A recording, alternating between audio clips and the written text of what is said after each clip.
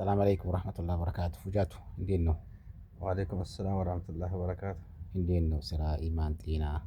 አልሐምዱሊላህ ሰላም ነው። እንግዲህ የሰራን ነው። እንኳን አደረሰን ለኢድ አል አድሃ። እንኳን አብሮ ደረሰን ብለናል። በተረፈ ስራ፣ ኢማን እንዴት ነው ስራ? አሪፍ ነው። እንግዲህ ያው የሰራን ነው። ኢንሻአላህ ወደፊት እቅድህ ምን ትፈልጋለህ? ወይስ ትዳር አለህ ወይስ የለህም? ያው መጨረሻ ላይ የኔን ያው ፍላጎት እነግርሃለሁ። ወደፊት ያንተ እቅድህ ያው ወንድ ሸባብ ነህ። ወደፊት እቅድህ ህልምህ ምን ይመስላል? እስቲ ሚስት ወይ አግብተሃል ወይ አላገባህም? እስቲ እሱን አብራራልኝ መጀመሪያ። ያው አልሐምዱሊላህ እኔ አስገብቻለሁ። ያው አልተጨመርንም። እንግዲህ ለመጨመር ያው ወደፊት ያው አንድ ላይ ለመሆን ለመጨመር ማለት እቅድ አለን።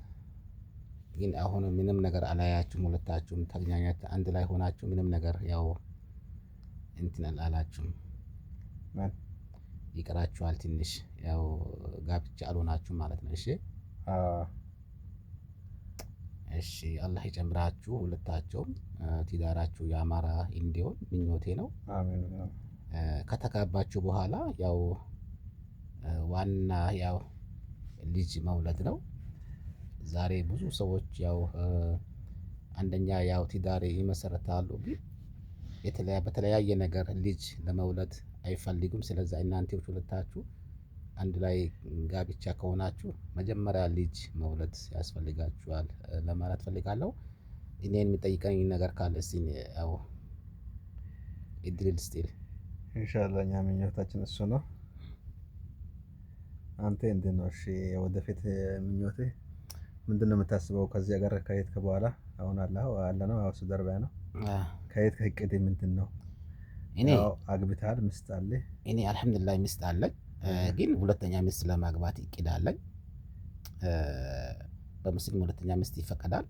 ምናልባት ሁለተኛ ሚስት ሲያገባ እኔ አንደኛ ብር አላት ከሆነ መኪና ያላት ከሆነ አላህን የምትፈራ ከሆነ ችግር የለም፣ ሁለተኛ ሚስት ፈልጋለሁ ኢንሻአላህ። ግን ብር ከሌላት ኢማን ከሌላት አላህን መትፈራ ከሆነ እኔ አልፈልግም፣ ይቅርብኝ። የመጀመሪያ ሚስቴ ትሻለኛለች። ምክንያቱም አንደኛ ያው ሀብት ከሌላት መኪና ከሌላት ቤት ከሌላት አላህን መትፈራ ከሆነ እኔ ምንም ነገር አልፈልጋትም። ስለዛ ምናልባት አላህ የምትፈራ ከሆነ በዲንዋ ጎበዝ ጀግና ከሆነች ሁለተኛ ሚስት ለማግባት እቅድ አለኝ ለማለት ፈልጋለሁ። በመጨረሻ እስቲ ወደፊት ህልሜ እኔ ያው አገር ቤት ለማግባት እቅድ አለኝ። የሆነ ዩቱብ አለኝ። ያን ዩቱብ ሰዎች ገብቶ ሰብስክራይብ ቢያረጉኝ፣ ቢያግዙኝ፣ ኮሜንት ቢጽፉልኝ፣ ላይክ ቢያረጉኝ፣ ቢያበረታቱኝ በትንሽ ጊዜ ያው ኢትዮጵያ ለማግባት ኸይር ነገር ለማስራት እቅድ አለኝ ለማለት ፈልጋለሁ። በመጨረሻ እስቲ የምትል ነገር ካለ ታግባኝ ነው ተናገር። ወንድ ልጅ ነህ ያኪ ማፍራት አያስፈልግም። ታጠፋው ያገባ ነገር ይሄን ታግባ ነው። ይሄን ደግሞ ተሳለኛ አትፍጨታል ከሳይ ነፍተ ተፈጨታል።